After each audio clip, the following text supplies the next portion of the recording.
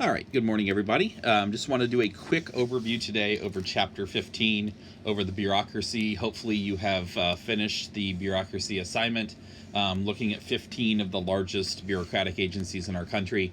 That is due by 11:59 tonight, so please make sure that you get that sent to me tonight. There'll be no homework over spring break, so you'll have nothing until April 7th, I believe it is, which is the Tuesday of the week after next. So I will be posting some things out on the website next week for review purposes. I've had a couple people ask me already about doing some AP review. I will post those out there to the website so that you have those if you're interested in looking at that. I know some of you may be trapped in your house for a while, so please feel free to take a look if you're interested. If not, we will do some things for review, obviously, after we finish up these last couple chapters.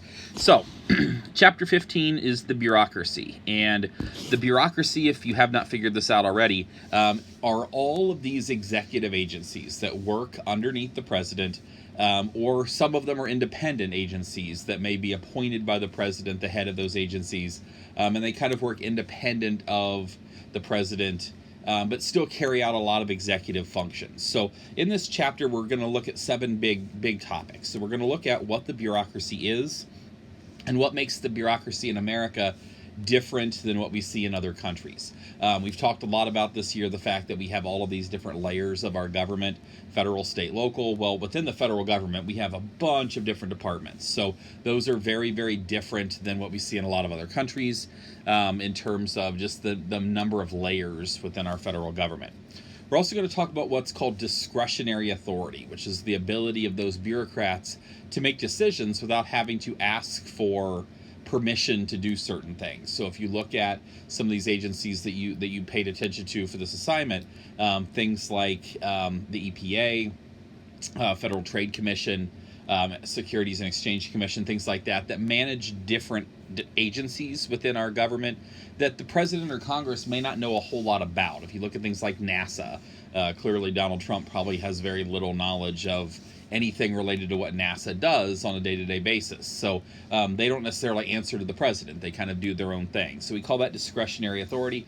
And a lot of bureaucrats have a lot of it. They can really do what they want within their job without having to get permission to do those things. We're also going to look at how Congress exerts control over the bureaucracy. The bureaucracy is part of the executive branch of government, but Congress, as we've talked about all year, controls the budget. And because they control the budget, they have a lot of say over the types of things that happen within our government. We're going to look at why some people consider the bureaucracy to be a fourth branch of government. Our book almost treats it this way, because if you look at chapters 13 through 16, they do Congress, the presidency, the bureaucracy, and then the courts. So they almost treat it as though it's a fourth branch of government. So we'll kind of look at why people believe that. We're going to look at the size and scope of that federal bureaucracy. Oftentimes when people complain about the size of government, this is what they're talking about, the number of people who work for these bureaucratic agencies. We're going to look at what can be done to improve the performance of these agencies. And then we're going to look at this idea of red tape. Oftentimes the bureaucracy makes people jump through a bunch of hoops. We'll talk about Northmont and the building of our new high school in relation to that. So we'll talk about that a little bit after spring break. But we're going to kind of look at this idea of red tape. And sometimes the bureaucracy makes it very difficult for government to do certain things, and they do that on purpose. They're trying to really make it so people think about things and that they don't just rush to really quick decisions. So if you look at kind of the history of our federal government, we've talked about this a few times already, is that before we collected a federal income tax, the federal government didn't do a whole lot. It wasn't very big. When we created the Department of Justice back in 1789, they really didn't do anything. Really had very little role all the way up until the 1960s. So today the Department of Justice has a budget in the billions of dollars.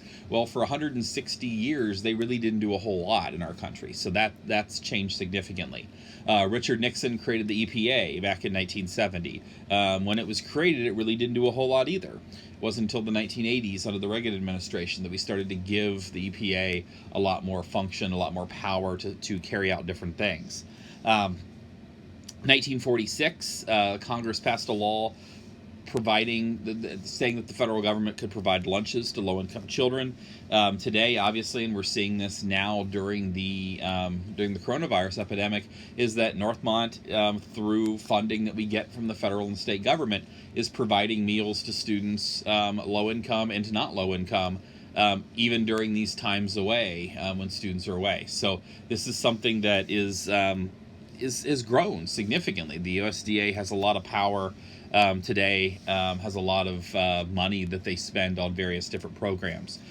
Again, every time we add new cabinet departments, all of these new agencies really grow, and we add more bureaucrats who have a lot of power over a lot of things that they didn't have power over before. So if you look at the growth of our federal government, that has to do with the size of the bureaucracy and just the growth of some of these agencies. Now, really quickly, I just want to kind of talk about a couple things to introduce this chapter, and then I'll quit for today. When we look at who has authority in Washington, D.C., there's oftentimes this power struggle, and we've seen it all for the last year or two between the president and Congress. And the bureaucrats are oftentimes caught in the middle. It's that the president is technically their boss, and they feel that they should answer to the president. But at the same time, Congress controls the budget. And because Congress controls the budget, oftentimes bureaucrats feel as though they have to answer to members of Congress. So because political authority in this country is shared between these different groups, oftentimes bureaucrats are torn between who they actually feel they should answer to, whether it be the president or Congress. Oftentimes, our federal government shares powers with not only between the president and Congress, but also with state and local government. So if you look at a lot of the bureaucratic functions carried out by our federal government, the state also does a lot of those things. So if you look at the IRS, obviously the IRS collects taxes at the federal level, but the state of Ohio collects taxes, local governments collect taxes. So those are shared powers. The FBI, obviously, is a federal law enforcement agency. We have the Ohio State Patrol. We have law enforcement at the state level as well.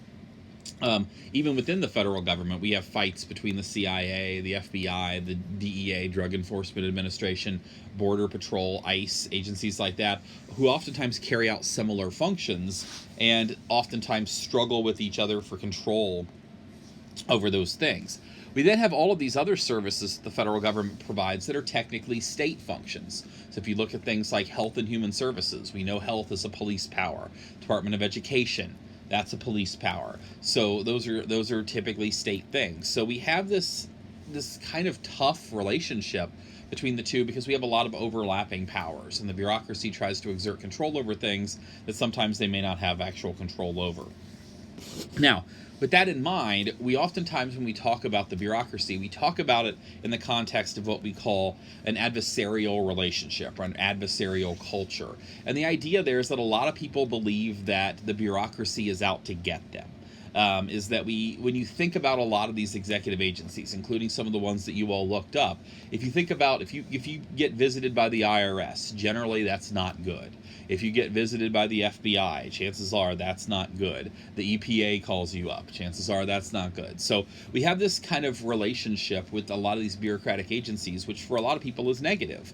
And that gives a lot of people, when we look at the federal government and people say, oh, it's too big, it does too many things, oftentimes the reason for that is that you tend to have different relationships with different agencies.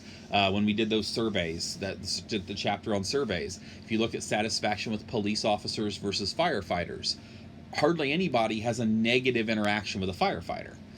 So satisfaction with fire is always going to be really, really high. Satisfaction with police is always lower than that. So while some people have good relationships with police come to help you, other people get pulled over by police officers. So they may not have a great relationship. So oftentimes with some of these agencies, the only interaction you have with them is negative. Nobody likes paying taxes. Nobody likes getting a call saying that they are polluting if you're a business or something like that. So oftentimes a lot of these bureaucratic agencies have this adversarial culture with the public and with other groups. Now, big idea for today is what we call proxy government. Now, one of the big things that the federal government does is that they want to be a little bit smaller. And I know we talked about this concept earlier in the year. So what the federal government oftentimes does is they pay state and local governments to carry out programs for them. And the book does a big example of this with Hurricane Katrina. When you look at FEMA, which is the Federal Emergency Management Agency, they're responsible for responding when you have some sort of emergency like we had with Hurricane Katrina. Well, FEMA has 3,000 employees, and most of them are people who wear suits, sit behind a desk somewhere in Washington, D.C., or some other place around the country, and these aren't the people who are going to be out there rescuing people after a hurricane. So if you look at the role of FEMA and how they carry out their services, is that oftentimes they carry out those services through proxy government. They have this big budget, but they don't actually do the work themselves. They will funnel that money to other people. So who's best to rescue someone after a hurricane? Well, how about people who are in New Orleans? How about first responders, firefighters, police officers who need extra resources and extra money? Sometimes it could be churches who are providing food or shelter, or the Red Cross or groups like that who will get money from FEMA because they are best positioned to carry out those functions. So oftentimes the federal government, we know that they have a lot of money and they spend a lot of money, but they don't oftentimes spend all that money in the context of a bunch of employees. They spend that money in the context of paying people at the local level to do certain things for them. So there's a lot of examples of that. So in addition to FEMA, things like that, Social Security Agency does that. They pay a lot of people at the local level to administer Social Security programs, Medicare, environmental protection programs. EPA has a lot of people who work at the federal level, but they also have a lot of people who work at the state and local level carrying out different functions. Income tax collection oftentimes done locally, and then military duties. If you look at things like the National Guard, which is getting called up now during the coronavirus outbreak to assist at food banks and making sure that people have access to resources. Well, they're getting paid by the federal government. That's proxy government. You don't see Congress coming down to Dayton, Ohio to help pass out food at food banks. They're paying other people to do that for them. So one of the big things that the bureaucracy does is they handle those types of issues. They handle the relationships between the different levels of government when you have some sort of conflict or you have some sort of crisis or outbreak like we have right now. So proxy government is a huge function of how this level of government works and how bureaucratic agencies function. Okay, I'm going to stop there for today. Just wanted to do a brief introduction today over Chapter 15. Your writing prompt today is going to take you back a little bit to a couple of the Supreme Court cases that we talked about before break. So I want you to talk about today the two Supreme Court cases that dealt with redistricting or gerrymandering. So there were two important Supreme Court cases that we talked about that relate to the AP test. There's two of our big 15 cases that have to do with gerrymandering or redistricting. I want you to tell me what those two cases are and then give me a short summary of each of those two cases. So make sure you get me that bureaucratic agency's assignment by 11:59 tonight, and make sure you get through that writing prompt at some point today. Hope everybody has a great spring break, and I'll talk to you in about a week. Have a good day.